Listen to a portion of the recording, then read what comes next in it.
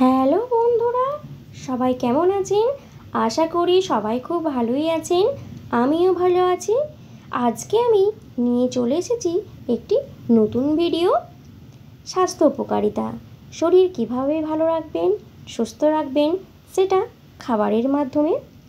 ভিডিওটি সম্পূর্ণ দেখার অনুরোধ রইল। আর প্রচুর পরিমাণে বন্ধুদের মধ্যে ভিডিওটি শেয়ার করে দেবেন, কারণ যাদের শরীরে সমস্যা আছে, তেল খাওয়া বারণ, তাদের জন্য একটু হলেও উপকার হতে পারে। তাই ভিডিওটি বেশি বেশি করে বন্ধুদের মধ্যে শেয়ার করে দিন। এইরকম ভিডিও যদি আপনি আরও দেখতে চান, তাহলে অবশ্যই চ্যানেলটা সাবস্ক্রাইব করে দেবেন। আর আপনি যদি আমার নতুন বন্ধু হয়ে থাকেন, তাহলে অসংখ্য ধন্যবাদ। সেদ্ধ ডিমের মধ্যে উচ্চ পরিমাণ প্রোটিন ও নানা ধরনের অ্যামিনো অ্যাসিড রয়েছে। এটি শারীরিক বৃদ্ধিতে সাহায্য করে। এছাড়াও ভিটামিন B12, ডি ও রিবোফ্ল্যাভিন রয়েছে, যা হাড়ের জন্য ভীষণ উপকারী। এছাড়াও স্বাস্থ্যের জন্য খুবই ভালো, মস্তিষ্কের স্বাস্থ্যের জন্য বেশ ভালো। ব্রেকফাস্টে সবচেয়ে বেশি ডিম আমরা খেয়ে থাকি। কেউ পোচ বানিয়ে খায়, আবার কেউ সেদ্ধ করে, কেউ আবার খেতে ভালোবাসেন অমলেট। কিন্তু পুষ্টির দিকে এগিয়ে কে, সেদ্ধ ডিম নাকি অমলেট? ডিম পুষ্টিতে ভরপুর। ডিমের মধ্যে ওমেগা-3 ফ্যাটি অ্যাসিড থাকে, আর থাকে স্বাস্থ্যকর fat, vitamin D, vitamin 12, amino অ্যাসিডের মতো প্রয়োজনীয় পুষ্টি। ডিম খেলে আপনি আপনার শরীরকে সুস্থ রাখতে পারবেন। অনেক সময় ডিম সেদ্ধ করে না খেয়ে আমরা পোচ বানিয়ে খাই, আবার অমলেট। পুষ্টির দিকে এগিয়ে কিন্তু সেদ্ধ ডিম, কারণ সেদ্ধ ডিমের মধ্যে প্রোটিন, ফ্যাট এবং প্রয়োজনীয় ভিটামিন ও মিনারেল যা পাওয়া যায়। তাই সেদ্ধ ডিম করে খেলে এর গুণ নষ্ট হয় না। ফলে শারীরিক বৃদ্ধিতে, হাড়ের স্বাস্থ্য, মস্তিষ্কের স্বাস্থ্য গঠনে বেশ উপকারী।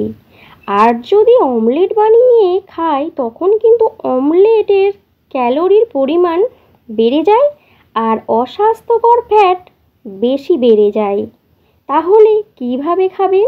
শুধুমাত্র সবজি দিয়ে খেলে তার গুণাগুণ বাড়ে, আর ভাজলে তার গুণাগুণ নষ্ট হয়ে যায়, আর কোলেস্টেরলের মাত্রা বেড়ে যায়। আমি এখানে রান্না করব বিনা তেলে, যাতে শরীর সুস্থ থাকে, ভালো থাকে, অথচ শরীর খারাপ করবে না। ভিডিওটি বেশি বেশি করে শেয়ার করে দেবেন বন্ধুদের মধ্যে। আমি এখানে তাই ডিম সেদ্ধ করে নিয়েছি গ্যাস বাঁচাবার জন্য ভাতের মধ্যে দিয়ে। আর আমি এখানে নিয়ে নেব একটা প্রেসার কুকার। তার মধ্যে খোসা ছাড়ানো আলুর টুকরো দিয়ে দেব, আর দেব টমেটো, সামান্য হলুদ গুঁড়ো, জিরে গুঁড়ো, ধনে গুঁড়ো, লঙ্কা গুঁড়ো, স্বাদ মতো নুন, পরিমাণ মতো জল দিয়ে সিটি মেরে নেব 2 থেকে 3টে। 2 থেকে 3 মিনিট পরে আমি ঢাকা খুলে নেব। এরপর একটা কড়া গরম করে নেব, তাতে গোটা জিরে, শুকনো লঙ্কা ফোড়ন হিসাবে দিয়ে দেব। যখন খুব সুন্দর গন্ধ বেরোবে, তখন আমি পেঁয়াজ কুচি দিয়ে দেব। যতক্ষণ না লাল হচ্ছে, ততক্ষণ কিন্তু ভাজতে থাকবো। এরপর সিটি মারা আলুটা দিয়ে দেব। এইটা স্বাস্থ্যকর, পুষ্টিকর দুটোই।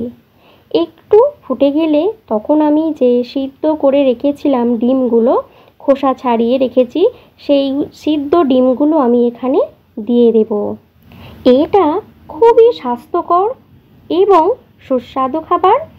এটা যদি খান এইভাবে, তাহলে আপনার শরীর ভালো থাকবে, সুস্থ থাকবে।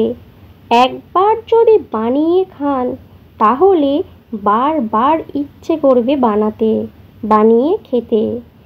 আর যাদের তেল খাওয়া বারণ, তারা এইভাবে করে খেতে পারেন ডিম আলুর ঝোল বিনা তেলে।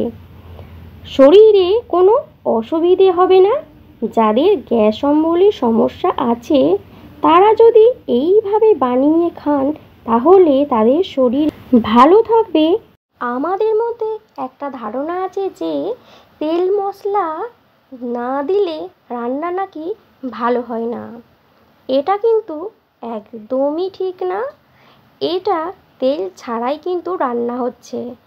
পুরো ভিডিওটা তো দেখলেন, তাহলে এবারে বুঝতে পারছেন তো যে কম তেল মশলা আর বিনা তেলে কত সুন্দর রান্না করা যায়। দেখছেন তো কতটা সুন্দর এবং পুষ্টিকর। শরীর তো ভালো রাখবেই, তার সাথে সাথে কিন্তু আমাদের মনও ভালো থাকবে, কারণ গ্যাস অম্বল কিন্তু দূরে থাকবে। এই খাবারটা যদি খান তাহলে কিন্তু ঠিকঠাক হজমও হয়ে যায়, হজমের কোনো অসুবিধেই হয় না, শরীর ভালো থাকে, সুস্থ থাকে। আপনারা যদি চান এর সঙ্গে কোনো সবজি দেবেন তাহলেও দিতে পারেন, কোনো অসুবিধে নেই। পটল দিতে পারেন, গাজর দিতে পারেন, সব ধরনের সবজি দিয়েও করতে পারেন, তাহলেও কিন্তু খুব ভালো টেস্ট হয়। আমি বানিয়ে খেয়েছি, আমি প্রায়ই বানাই, কারণ শরীর সুস্থ রাখতে আমারও গ্যাসের খুব সমস্যা, সেই জন্য আমি তো এইভাবেই বানিয়ে খাই। তো আজকের মতো এতটাই। ভালো থাকবেন, সুস্থ থাকবেন। আবার দেখা হবে নতুন কোনো ভিডিওতে।